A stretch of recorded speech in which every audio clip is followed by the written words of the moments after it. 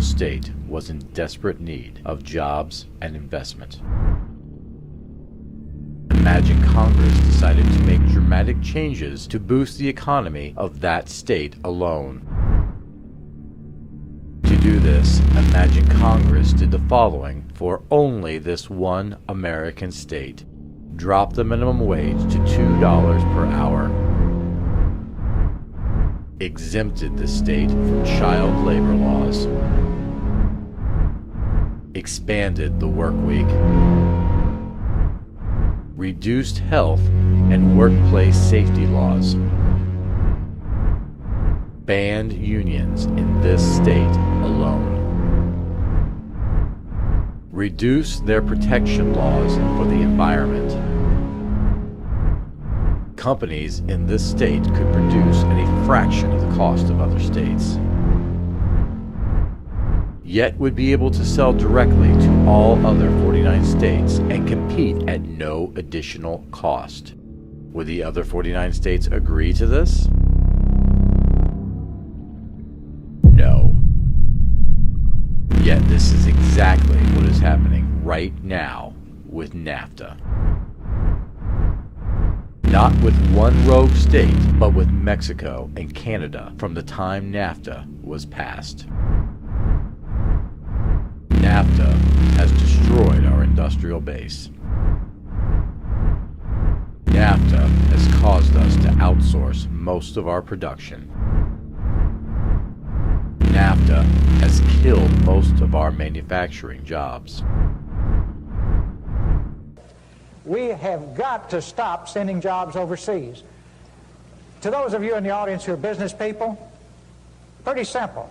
If you're paying $12, $13, $14 an hour for factory workers, and you can move your factory south of the border, pay $1 an hour for labor, hire a young 25, that's assuming you've been in business for a long time, you've got a mature workforce.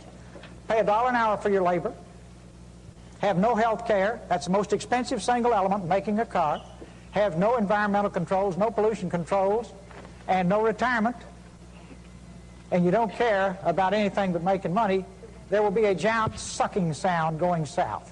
To begin rebuilding our economy, the United States must leave NAFTA immediately.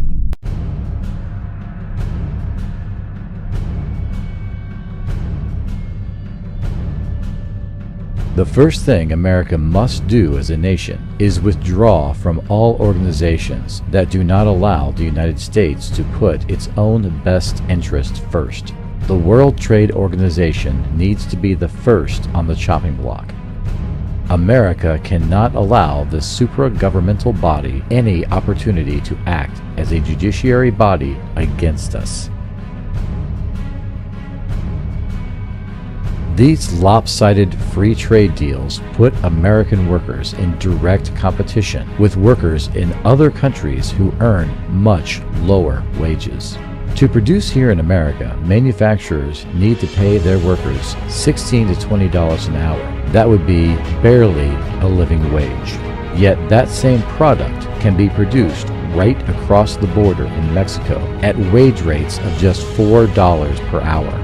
Then shipped back here to the U.S. duty and restriction free. The United States has literally incentivized the offshoring of American jobs through free trade and tax breaks to companies that outsource American jobs.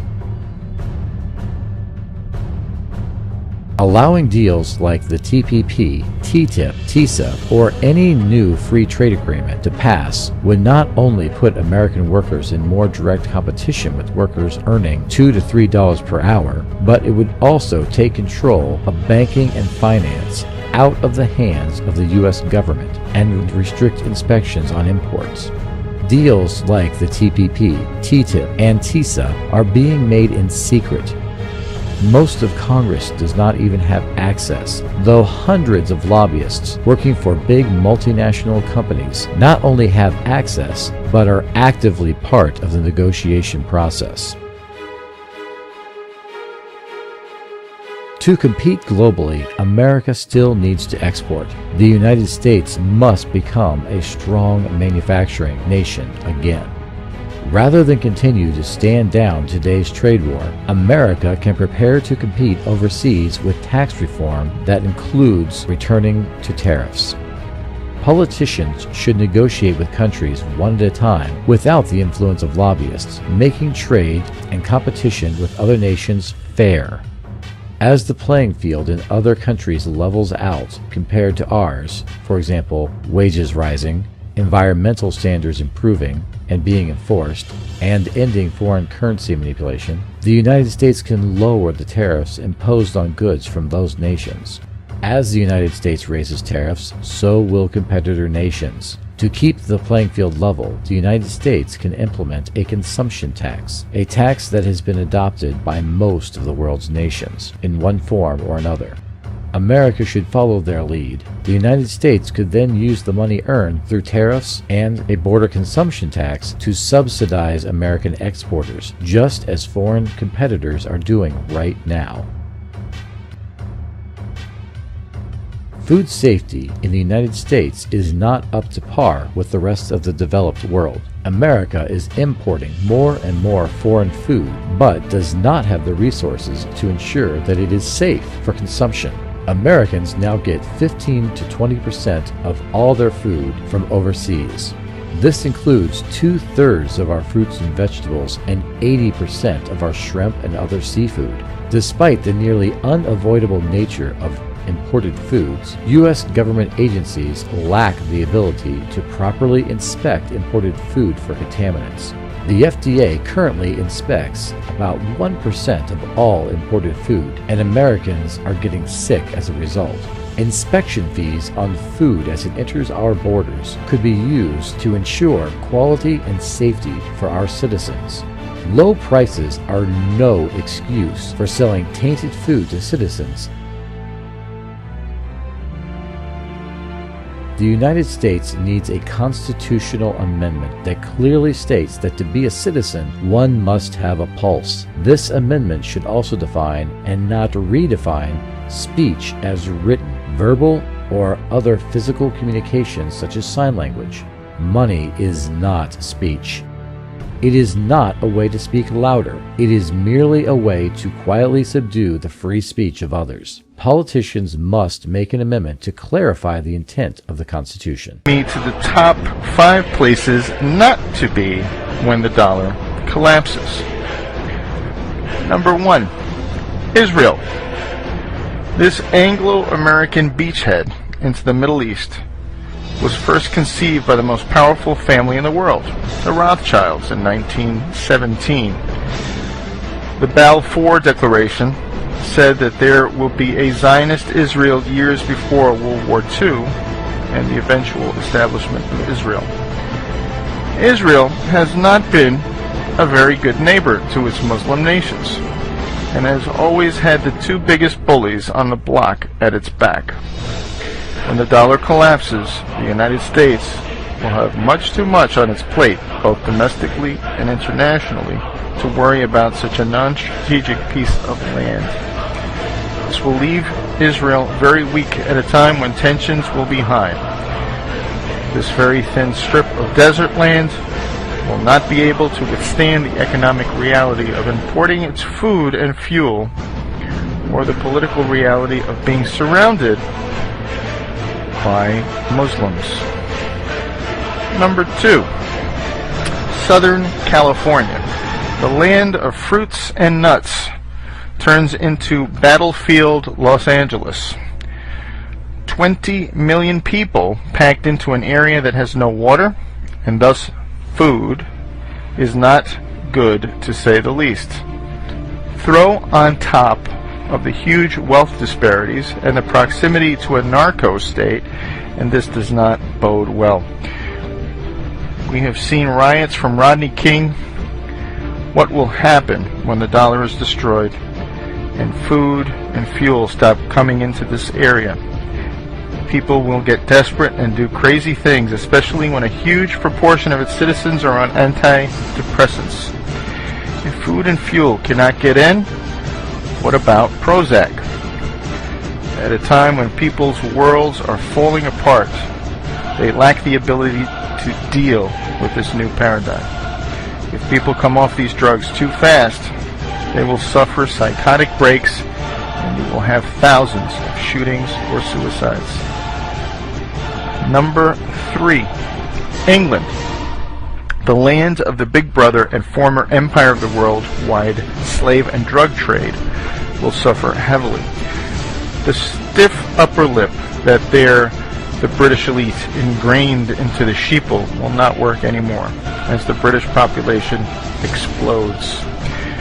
The human character will sacrifice and unite for a foreign enemy, but not if the enemy has always been the elite.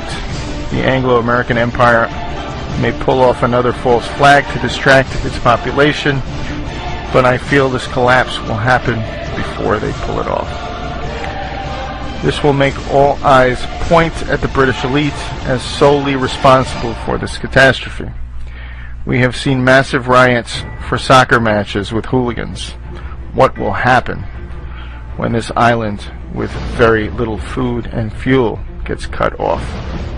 Number 4, New York City.